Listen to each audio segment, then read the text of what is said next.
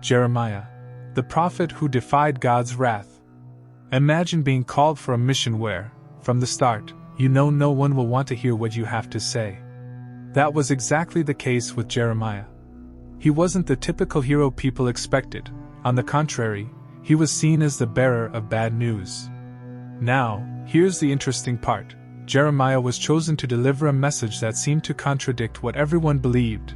He claimed that God's wrath was about to fall upon the people, and there was no escape. Sounds radical, right? Jeremiah faced authorities, common people, and even the religious leaders of his time, all with a message that challenged the status quo. But here's the most shocking part. Even knowing no one wanted to hear it, he didn't back down. Now think about that. How many times have you had to say something you knew went against the tide, against everyone else's beliefs? Jeremiah did exactly that, and he didn't stop, even when he was rejected, imprisoned, and treated as an outcast. And why? Because he knew that God's wrath, although inevitable, could be avoided through repentance and a profound change of heart. Curious, isn't it? We're talking about a man who, even knowing the consequences, defied God's wrath in an attempt to save the people from a catastrophe they were bringing upon themselves. And here's the point that few see. Jeremiah wasn't a prophet of destruction, but a prophet of redemption. He wanted people to change before it was too late. Now, let's dive into this story of courage, betrayal, and resilient hope. If you think you've seen everything about resistance and truth, just wait until you understand the depth of this story. The call of Jeremiah. Jeremiah, like many who are called for a great mission, didn't feel ready when God appointed him as a prophet. He was young, inexperienced, and to be honest, who wouldn't feel the weight of being the voice of prophecy for an entire nation. But it's precisely in Jeremiah's initial resistance that we see the importance of accepting our calling, even when fear speaks louder. How many times do we feel this way, almost paralyzed by a great responsibility? Jeremiah was no different, and his story teaches us that courage is not the absence of fear but acting despite it. Over time, Jeremiah embraced his mission, understanding that the words God entrusted to him were not just for him but for the entire nation. It would have been easy to abandon ship at the first opportunity, but he remained resilient. If you've ever felt the pressure of carrying a responsibility greater than you thought you could handle, think of Jeremiah. He didn't run away. And you don't have to either. Great responsibilities bring with them great opportunities for growth, and that's a lesson that resonates to this day. One interesting thing about Jeremiah's call is that it reminds us of our own resistance to change. Many times, we resist the opportunities life presents to us out of fear of the unknown, just as Jeremiah initially resisted his mission. However, when we accept the call, we begin to understand that it is our true vocation. It's like that feeling of committing to something we know is important, even though it seems difficult. At that point, Jeremiah became not just a prophet but an example of acceptance and resilience. In the end, what we learn from Jeremiah is that accepting the mission we are given, no matter how difficult it may seem, always leads to something greater. He accepted his role in Israel's history and, with that, brought a message of judgment and redemption. His story begins with this call, but the consequences of his acceptance echo throughout the narrative. And so, we move on to the moments when Jeremiah warned the nation about the imminent destruction approaching. The prophecies of Jerusalem's destruction. Jeremiah, now firmly positioned as God's spokesperson, did not bring easy messages. His words were harsh, cutting, full of warnings about the destruction that was looming. He spoke of the inevitable ruin of Jerusalem, warning the people that if there was no repentance, the city would face divine judgment. But, as so often happens, these words fell on deaf ears. How many times do we ignore clear warnings because we believe the consequences won't affect us? Jeremiah witnessed firsthand the stubbornness of a nation that, instead of turning back to the covenant with God, chose to follow its own ways. It's curious how the prophecies of destruction, although severe, also carried an element of hope. Yes, Jeremiah spoke of the devastation to come, but he also offered a chance for redemption. He insisted that repentance could change the course of history. However, here lies the tragedy: the people didn't believe him. Imagine being the one who carries the truth, knowing that few are willing to listen. This is a burden Jeremiah carried with sorrow but with unwavering firmness. Jeremiah's prophecies weren't just predictions of the exile and physical destruction of Jerusalem. They also served as a metaphor for life itself. How many times do we find ourselves in situations where we ignore the obvious signs that something is wrong? How often do we resist change, even knowing that it's necessary to avoid the destruction of our own Jerusalems? Jeremiah teaches us that although the truth may be painful, facing it is always the first step toward redemption. Even with constant rejections, Jeremiah never gave up on his mission. He continued to preach, continued to warn, hoping that someone would listen before it was too late. But of course, the tragedy he predicted eventually happened. Jerusalem was destroyed, and the people were taken into exile. However, this isn't the end of Jeremiah's story. There's much more to come, especially as he reflects on the suffering he witnessed, as we'll explore in the next section with the Book of Lamentations. The Book of Lamentations. After the devastation of Jerusalem, Jeremiah became a witness to the profound suffering of his people. The Book of Lamentations is a visceral reflection of that moment, a collection of poems that express the pain, repentance, and anguish of a fallen nation.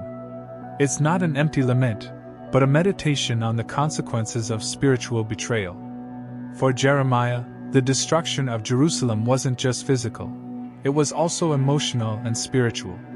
He knew that everything could have been avoided, and that certainty made the laments even more painful.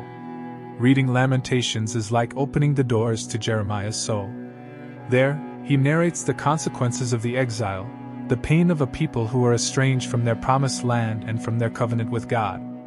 For those who read these words today, they serve as a powerful reminder: the choices we make have profound consequences.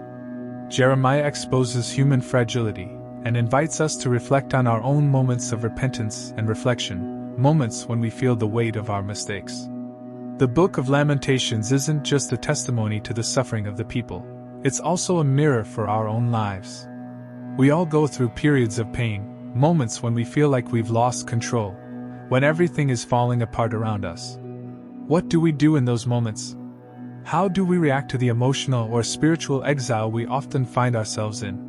Jeremiah offers us an answer. He acknowledges the suffering, but at the same time, he plants the seed of hope. Even in the midst of destruction, he knew that redemption was still possible. The conclusion of Lamentations doesn't offer a definitive solution, but opens the door for reflection on the hope that can emerge after suffering. Despite all the sorrow he carried, Jeremiah never lost sight of the promise that restoration would come. And so, this story of pain, repentance, and resilience prepares us to understand how Jeremiah faced rejection from the authorities and persecution because of his prophetic truth. And before we continue, don't forget to subscribe to the channel, turn on notifications, and like the video.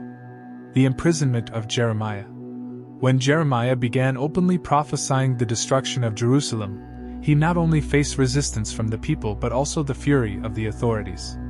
The truth is something hard to accept, especially by those in power. That's why Jeremiah was imprisoned several times. He was being persecuted for doing something simple, saying what needed to be said. And isn't that true in our lives as well? How often is the truth suppressed because it threatens those who feel threatened by it? Jeremiah experienced this firsthand, and even in the face of imprisonment, he never backed down. Imagine what it's like to be imprisoned simply for fulfilling a divine mission. For Jeremiah, imprisonment wasn't just physical punishment, it was a reflection of how far society had distanced itself from its covenant with God. He was thrown into cisterns, chained, and left to die, all because he refused to abandon the truth. But his resistance wasn't a form of rebellion. It was a form of commitment. For him, the prophecy of judgment could not be interrupted, even if chains tried to silence him. In this part of his story, we see how much Jeremiah personifies resilience. Even while incarcerated, his words continued to echo through Jerusalem. It's interesting to think about how the prisons of life often try to silence us. Whether it's a literal prison, like Jeremiah's, or an emotional or social prison, we often face moments where it seems we have no voice. But like Jeremiah, we have the choice to keep speaking, to remain faithful to what we believe. Jeremiah's resistance is an inspiration to all who find themselves in situations where the truth is at stake. In the end, Jeremiah's imprisonment symbolizes something greater, the constant struggle between truth and power. And it's here that Jeremiah began to prophesy something even more surprising, something that ignited a spark of hope amid the destruction, the promises of restoration for Israel. Even in chains, he saw beyond the shackles and proclaimed that hope was still alive. The prophecies of hope. Despite all the messages of destruction and judgment that Jeremiah delivered, he never failed to bring a word of hope. At the moment when everything seemed lost, when the city of Jerusalem was on the brink of ruin, Jeremiah delivered a prophecy that many didn't expect to hear, the promise of restoration. Imagine the impact of these words on a people who were about to face exile. The future seemed bleak, but Jeremiah offered a different vision, a future of redemption and reconciliation. And in our lives, how often does hope arise just when we need it most? Jeremiah began to speak of a time when the people would be restored, not just physically but spiritually. The covenant that had been broken would be renewed, and the exile would not be the end. There would be a return to the promised land, and more than that, a return to an intimate relationship with God. These words of hope are a powerful reminder that, even in the worst moments, there is always the possibility of redemption. Jeremiah's prophecy wasn't just about the rebuilding of Jerusalem, but about the rebuilding of the human heart. These prophecies of hope cannot be seen in isolation. They are part of a larger cycle that Jeremiah was describing, a cycle of destruction, repentance, and redemption. In our lives, we often go through this cycle. Sometimes, we need to go through judgment and suffering to reach true hope. Jeremiah knew this, and that's why his words echoed like a beacon for those who were lost in the midst of chaos. His message wasn't one of permanent condemnation but of resilient hope. But this hope that Jeremiah preached came with a condition, the transformation of the heart. It wasn't just about returning to the land, it was about returning to God in a deeper and more meaningful way. And it's here that his prophecy of hope connects with a new promise, a different covenant, one that would transcend the old laws written in stone. Jeremiah began to speak about the covenant of the heart, something that would completely change the way the people related to God. Jeremiah and the covenant of the heart. When Jeremiah spoke about the covenant of the heart, he introduced a completely revolutionary vision for his time.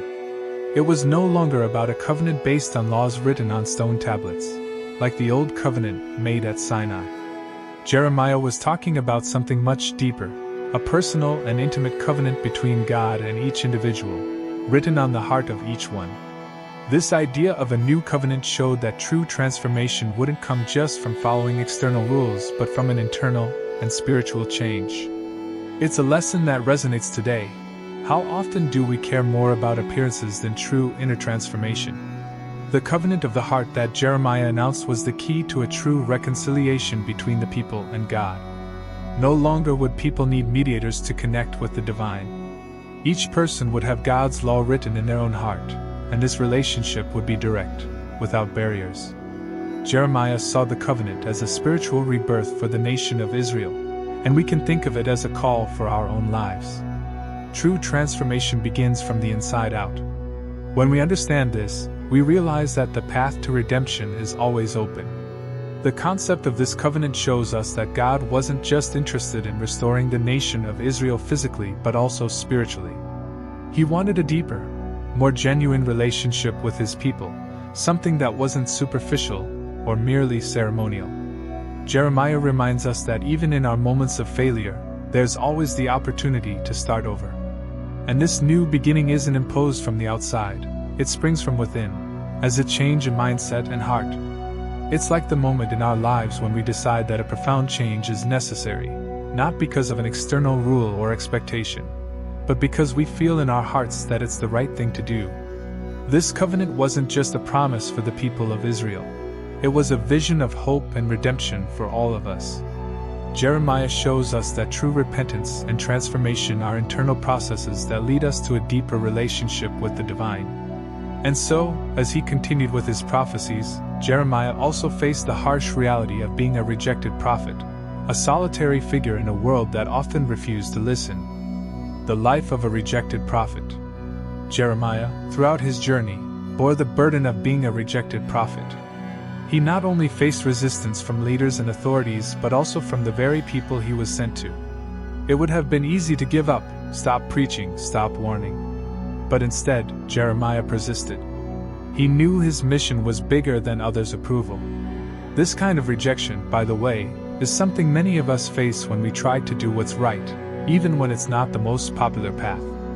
Jeremiah teaches us that the truth, even when unpopular, must be spoken. Jeremiah's loneliness is an aspect few mention, but it's essential to understanding the weight of his mission. He found himself isolated, misunderstood, and often mocked. The people saw him as a bearer of bad news, someone who only spoke of destruction and judgment. Who would want to hear something like that? But even so, Jeremiah remained steadfast. His loneliness is a lesson for all who walk the path of truth.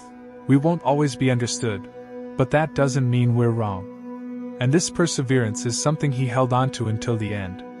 Being rejected by those you're trying to help is one of the deepest pains a person can experience. Jeremiah went through this repeatedly. He was like that friend who, seeing someone making bad decisions, tries to warn them but is ignored. This is a universal experience.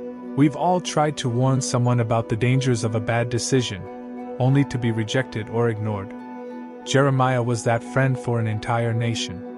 His rejection didn't make him give up. On the contrary, it strengthened him to continue being a solitary voice of truth. Even in the face of all the rejection, Jeremiah continued to believe in the hope of redemption and restoration. He didn't let the loneliness defeat him but kept fighting for the message that God had placed in his heart. And so, Jeremiah's story leaves us with an important reflection. The truth won't always be popular, but it's always necessary. And it's this truth that connects all his prophecies, from the warning of destruction to the promises of hope and redemption. His journey, from resistance to acceptance, culminates in a vision that transcends rejection and points to future redemption. Now that you've followed Jeremiah's journey, it's impossible not to ask yourself, what about you? How many times have you faced moments when the truth that needed to be said was too hard for others to hear?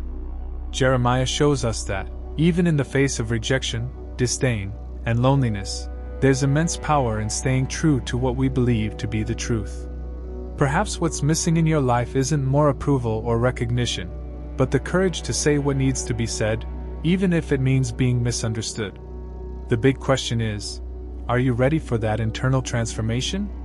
Are you willing to let the covenant of the heart that Jeremiah spoke of be engraved in you? It's not about superficial change, but something that goes to the core of your existence. Many times, we're like the people of Jerusalem, stubborn in our own ways, ignoring the signs around us. But the truth is that there's still time for redemption, there's still hope. And that begins with the decision to change. So, what will you do with this knowledge now? Are you ready to apply what you've learned? It's time to act. And to continue this journey of discovery and transformation, don't forget to subscribe to the channel and turn on notifications. There's so much more knowledge waiting for you, and this is just the tip of the iceberg. Let's continue exploring stories that not only inform but also transform. After all, as Jeremiah showed us, the future is shaped by the choices we make in the present. If you want to continue learning from these transformative stories, don't forget to subscribe to the channel and turn on notifications. That way, you'll stay updated on each new teaching that can impact your life and your relationship with God. Let's continue this journey of faith together.